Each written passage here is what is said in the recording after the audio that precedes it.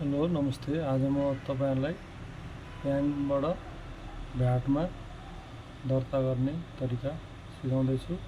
सुरुमा ब्राउजर खोल्नुहोस्। ब्राउजरमा ird.gov.np खोल्नुहोस्। त्यसपछि ई सर्भिसमा जानुहोस्। करदाता पोर्टलमा जानुहोस्। त्यसपछि रजिस्ट्रेसन प्यान भ्याट एसएसआई मा जानुहोस्।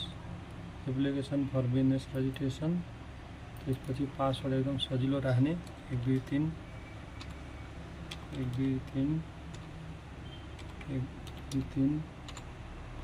त्यसपछि यहाँ तपाईको इन्कम ट्याक्समा पहिले हुन्छ। अब यसलाई हटाएर भ्याटमा टिक लगाउने अनि यहाँ कार्यालय छान्ने। अब तपाई कुन कार्यालय अन्तर्गत दर्ता गर्दै हुन्छ त्यो कार्यालय छान्ने। त्यसपछि यहाँ ओकेमा अरु केही पनि गर्नु पर्दैन, सिधै ओकेमा थिच्ने।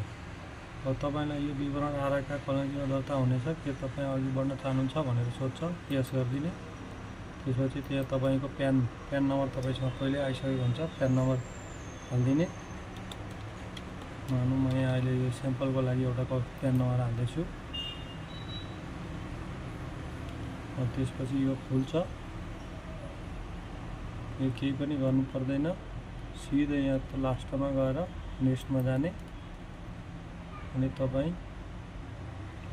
तपाई स्वेच्छाले दर्ता गर्न चाहनु भएको हो भन्ने ठाउँमा यस गरिदिने अनि यहाँ डेट जहिले तपाईले इन्ट्री गरिदिनुहुन्छ त्यो डेट हाल्दिने 2083-03-28। यहाँ पनि डेट हाल्दिने 2083-03-28। त्यसपछि सिधै यहाँ तपाईको अनुमानित वार्षिक आय यहाँ राख्दिने 60, 1, 2, 3, 4, 5, 60 लाख। त्यसको 4 भागको 1 भाग यहाँ राख्दिने 15 लाख। यो चाहिँ यति नै राख्नुपर्छ भन्ने अनिवार्य छैन, जति राखे पनि हुन्छ। यसले खासै केही असर गर्दैन। अनि त्यसपछि अरु केही गर्नु परेन, सिधै यहाँ मोबाइल नम्बर हाल्दिने। अनि एउटा कुनै मोबाइल नम्बर हाल्दिने, तपाईको आफ्नो मोबाइल नम्बर हाल्दिने अनि त्यसपछि सिधै सेभ गर्ने अनि सबमिट गर्ने।